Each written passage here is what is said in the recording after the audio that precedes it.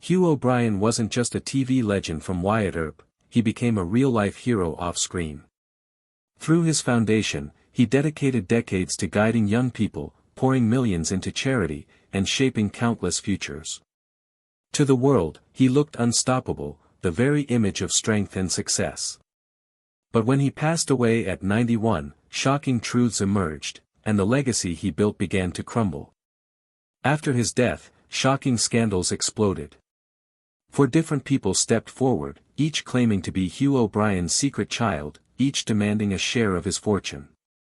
What was meant for scholarships and young dreamers was dragged into vicious courtroom battles that lasted for years. The man who dedicated his life to changing the world had his own legacy torn apart in the end, leaving behind a nightmare no one expected. But Hugh's story began long before the fame and the scandals. Born on April 19, 1925 in Rochester, New York, his real name was Hugh Charles Cramp. His father, a stern Marine officer, was one of the toughest men Hugh would ever know.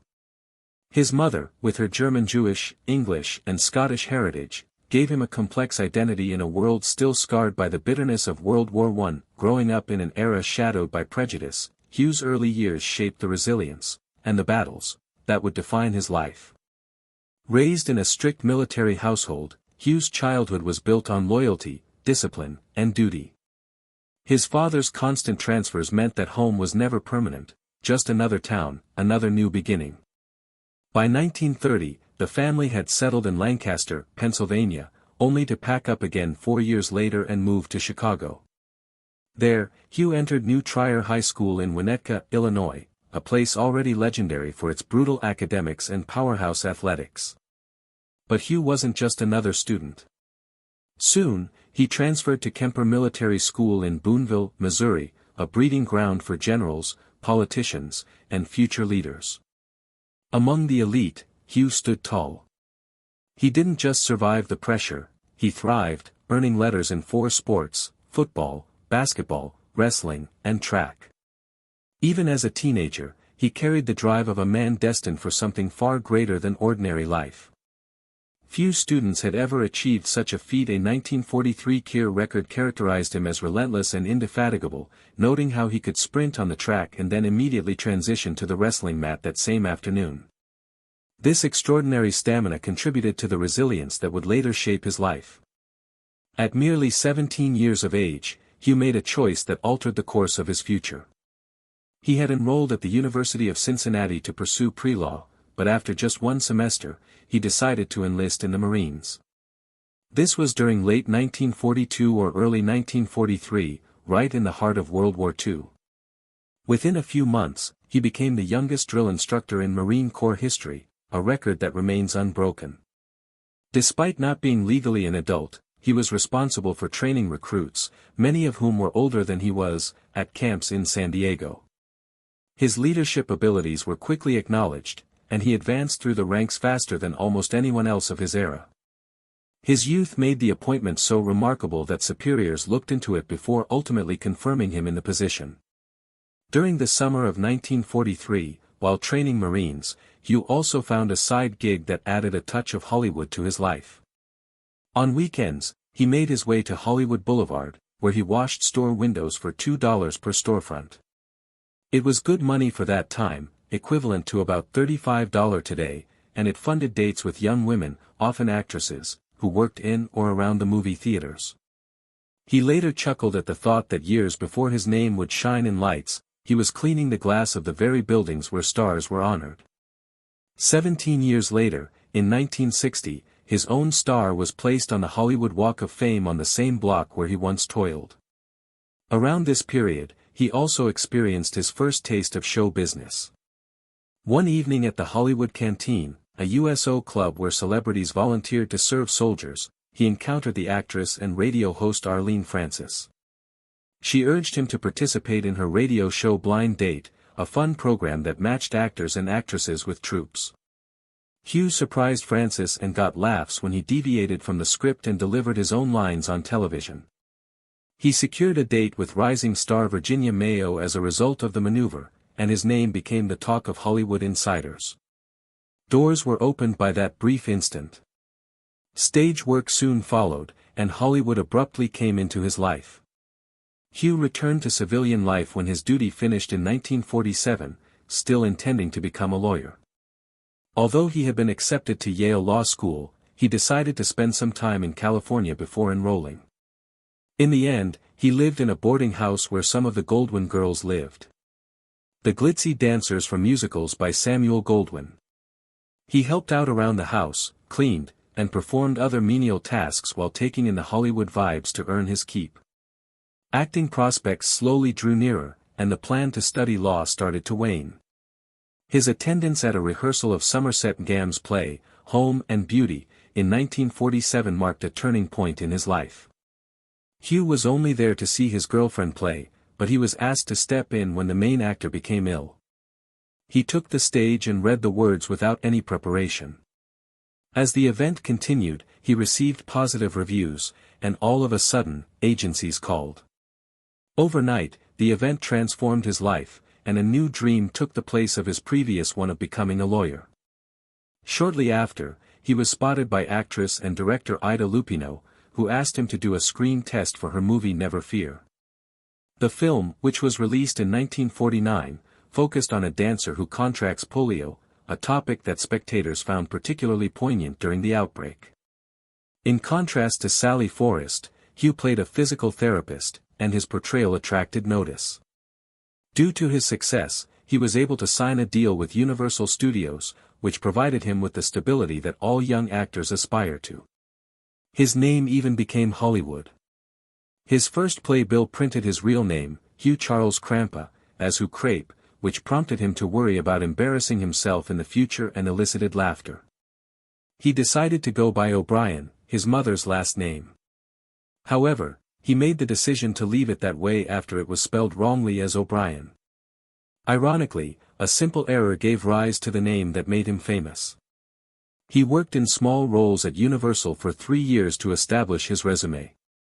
The majority were modest and occasionally unacknowledged, but he took advantage of every opportunity to develop as an actor. He played with the Santa Barbara Stock Company and joined little theatrical companies outside of the studio, always trying to get better. He honed his timing and delivery night after night. The ascent of Hugh O'Brien in Hollywood was swift.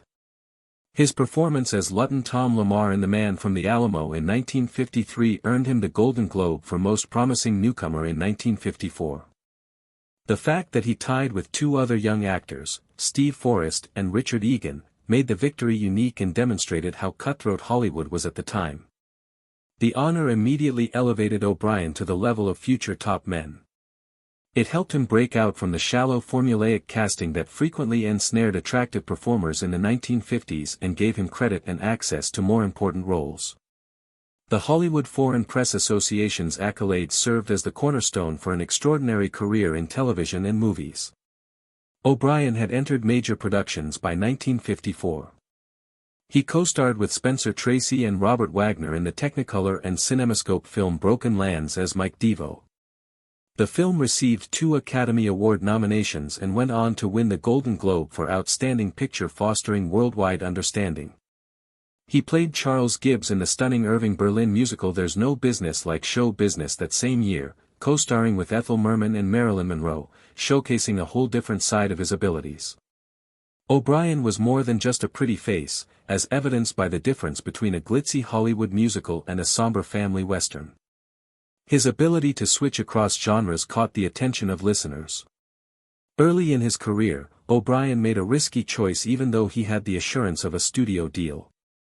He left Universal Studios after working there for 3 years. O'Brien desired greater authority, but most actors stuck to studio contracts for assured jobs and salaries. He sacrificed the safety net for independence, accepting cameos in TV shows and movies to pursue a career on his own terms. The risk paid off. In less than a year, he secured roles in Broken Lance and Show Business, which helped him land Wyatt, the character that would come to define him. He has gained notoriety for performing risky actions on his own.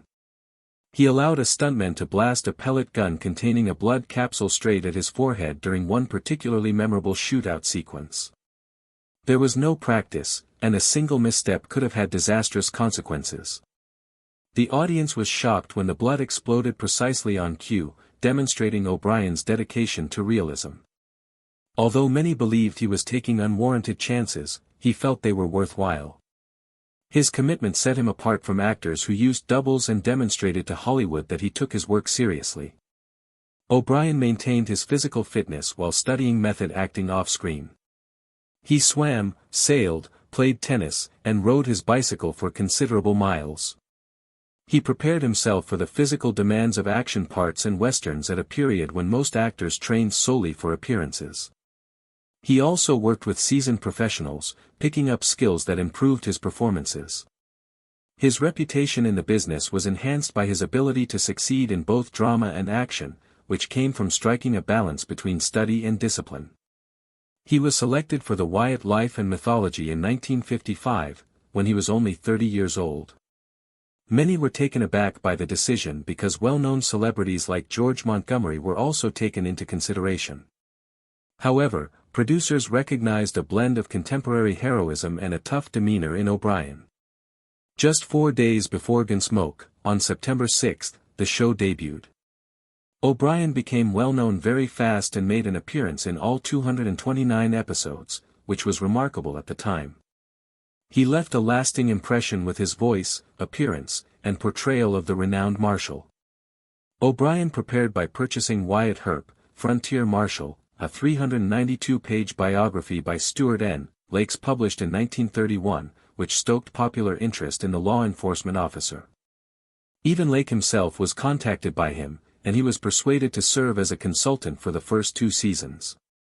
In order to help O'Brien anchor the part in tales that conflate fact and legend, Lake's presence on set contributed authenticity and detail. The book continued to be one of the most important sources on Earth and later served as the inspiration for other movies. The show debuted at a pivotal moment in television history, notwithstanding disagreements on its veracity. Up until that point, the majority of westerns were straightforward children's morality stories.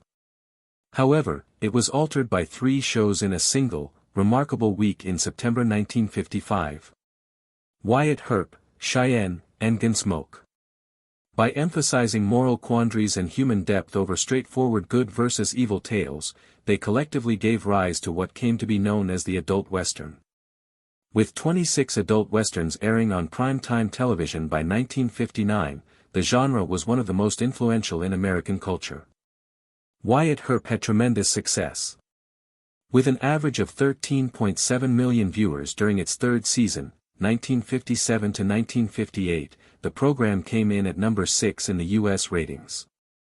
The show stayed in the top 10 for other seasons, making it one of the most watched shows in America. It ran 229 episodes over 6 years, which was a record for westerns at the time. Because of his role, O'Brien became so well known that long after the program was over, viewers would still refer to him as Marshal. However, he paid a personal price for his dedication to realism. He demanded that complete .45 caliber loads be used in order to create realistic gunfight scenes. While the crew could wear ear protection, O'Brien was unable to do so, and each day of filming entailed firing up to 100 rounds instead of the safer quarter loads other actors used. He started to lose his hearing in the late 1960s as a result of the gradual accumulation of damage. After a while, he needed hearing aids merely to follow discussions. Hugh O'Brien became more than just the face of Wyatt Earp in 1957 when he subsequently acknowledged, "I lost a good part of my hearing during the filming, but I'm glad I used full loads. I am now paying for it because I lost a lot of my hearing during those years filming Wyatt Earp." He made frequent appearances on the largest variety shows in America that year, such as the Dinah Shore Chevy Show, the Ed Sullivan Show, the Jackie Gleason Show, and the Nat King Cole Show. Particularly noteworthy were his appearances on the Nat King Cole Show on October 22 and October 29, 1957. Just 2 years after Emmett Till's murder, Cole became the first black performer to host a national network variety show, and O'Brien's appearance linked him to a television moment that pushed racial barriers. It was nearly unheard of for a Western TV star to share the limelight with such icons as Ed Sullivan and Jackie Gleason in the same year. The life and legend of Wyatt Earp remained in the top 10 U.S. shows at this time, therefore his schedule reflected his peak popularity. O'Brien found himself taking on an unexpected task a few years later. Perry Mason lost its advantage after Raymond Burr was sidelined for emergency surgery on December 10, 1962. For the 1963 episode of The Case of the Two-Faced Turnabout, O'Brien was requested to play lawyer Bruce Jason. He wasn't picked at random. He had mowed the lawn of the show's executive producer, Gail Patrick, and been a decent neighbor for years. At the perfect moment, that straightforward kindness reappeared. Due to the novelty of witnessing the Wyatt Earp star present a case in court, the program became one of the few chapters without Burr. Although the premise was deemed unrealistic by critics, O'Brien's performance had a lasting impression on both his career and the history of the show. O'Brien was prepared for a change by the early 1970s. He played Hugh Lockwood, a high-tech agent with dental and ear implants, as well as tiny cameras in rings and tie clips, who transmitted live feeds to a headquarters known as Probe Control, in the 1972 season of the NBC television show Search. The approach, which combined NASA-inspired technology with action a la James Bond, was innovative for its time.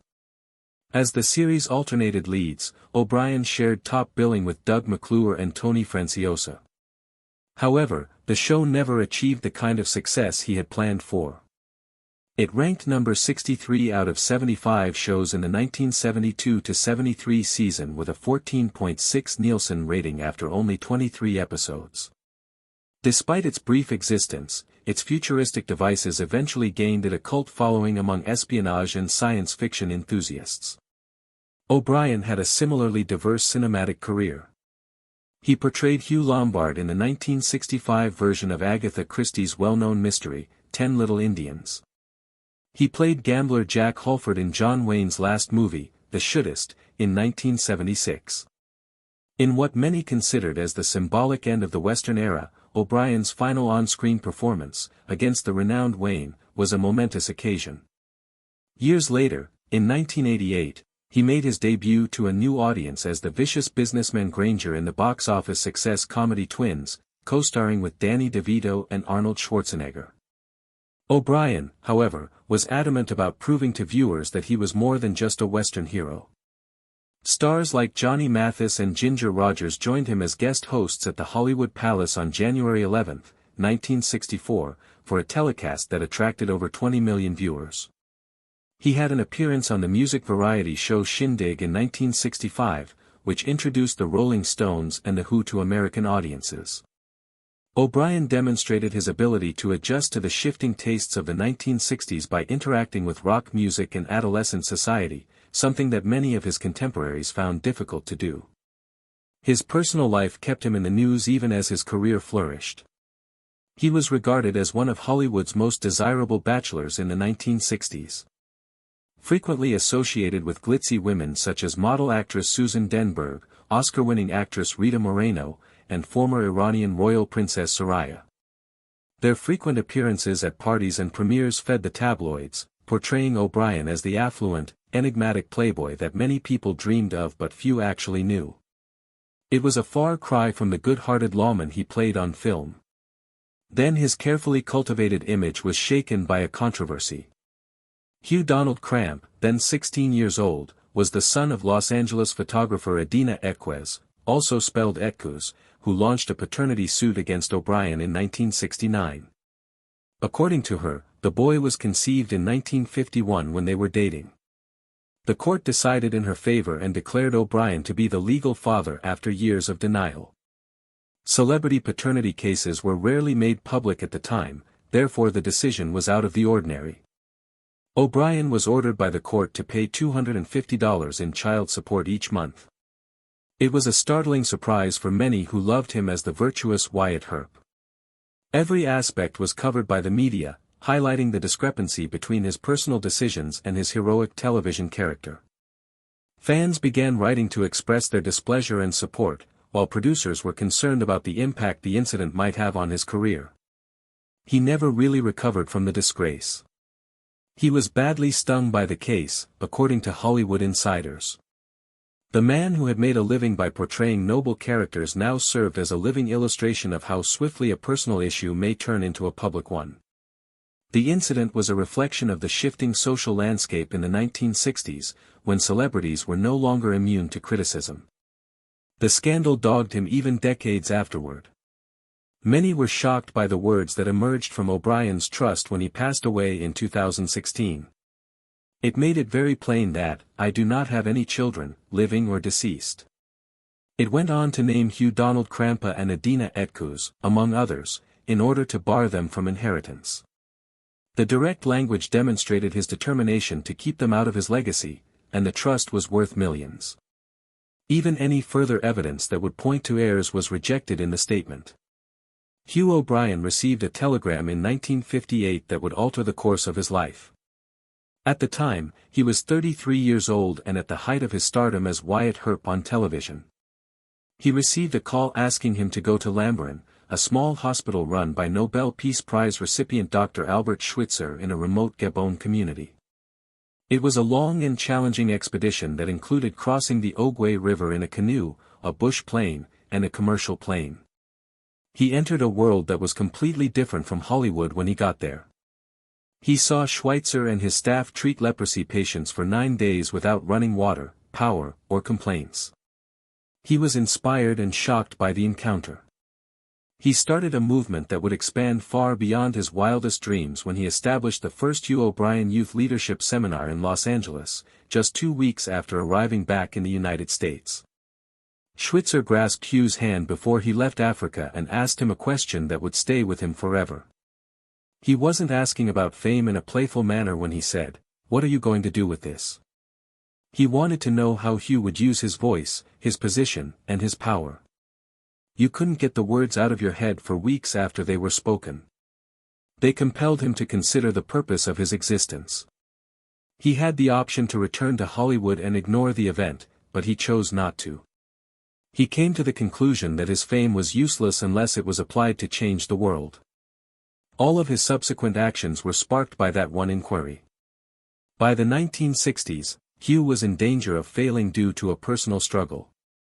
He had severe hearing loss as a result of years of filming combat scenes, often firing over 100 bullets in a single episode without wearing ear protection. The harm was irreversible, and it brought with it the loneliness that only people with hidden disability can fully comprehend. His solution to such loneliness was the seminars he had established. In addition to providing him with the opportunity to assist others, Hobie allowed him to rediscover a sense of belonging. Every year, he was surrounded by driven young leaders who gave his life meaning and a sense of community. It was more than simply charity, it was treatment. He made the decision to leave a legacy that would outlive him rather than fade into silence.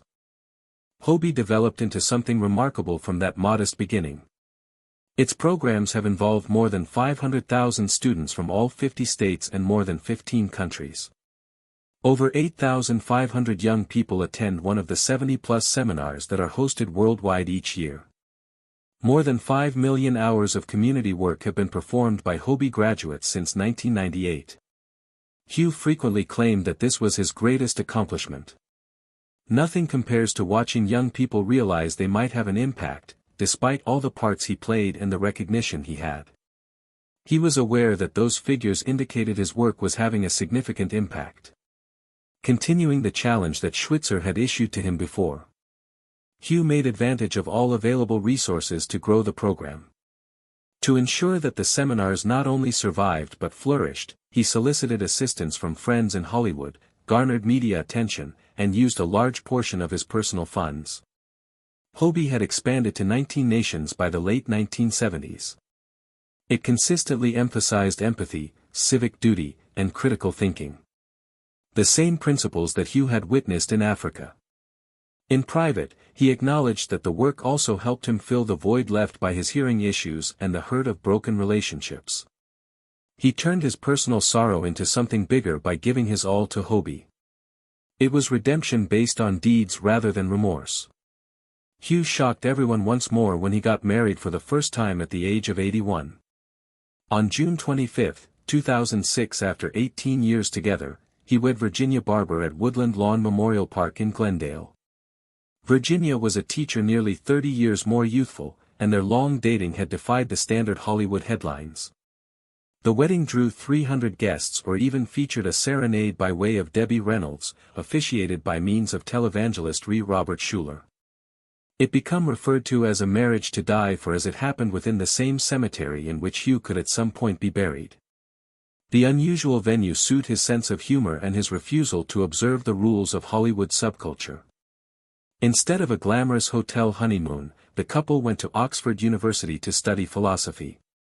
Hugh defined his preference by using saying that an energetic thoughts turned into just as important as an lively frame. Friends who knew him nicely stated the marriage become both a victory and a farewell. Hugh had prevented commitment for many years. But in the end, in his 80s, he gave in to love and companionship. At the equal time, he changed into already going through more health-demanding situations and developing dependence on Virginia's assist. To his friends, it was bittersweet. However, to Hugh, it turned into evidence that it turned into never too late to include trade. He lived for every other decade after the wedding. On September 5, 2016, at 91 years old, Hugh O'Brian died peacefully at his Beverly Hills home with Virginia through his facet. He had battled numerous age-associated illnesses, but in the end, he left the arena quietly, simply as he wanted. After his loss of life, a brand new bankruptcy of his tale commenced inside the courts. In his 2011 Consider, Hugh had written simply, "I do now not have any kids, living or deceased." He even listed 7 individuals by means of call, inclusive of Hugh, Donald Crampa, his personal delivery call, disinheriting all of them. It changed into a past that taken aback many and seemed designed to save you any criminal assignment. However, almost at once, 4 people came ahead claiming to be his kids. Amongst them became Kimberly Rallo, who stated her mother had dated Hugh within the early 1960s and that Hugh had even paid the physician who brought her. Others covered Adam Ross, Jim Venerlo, and Donald Etkes, each with their own story and each prepared to post DNA evidence. The legal battles dragged on for years. Virginia, who had just lost her husband, now located herself in courtroom protecting his property. The fights fed on hundreds of thousands of dollars in legal fees. Money that became alleged to visit the Hugh O'Brian Kids Management Foundation.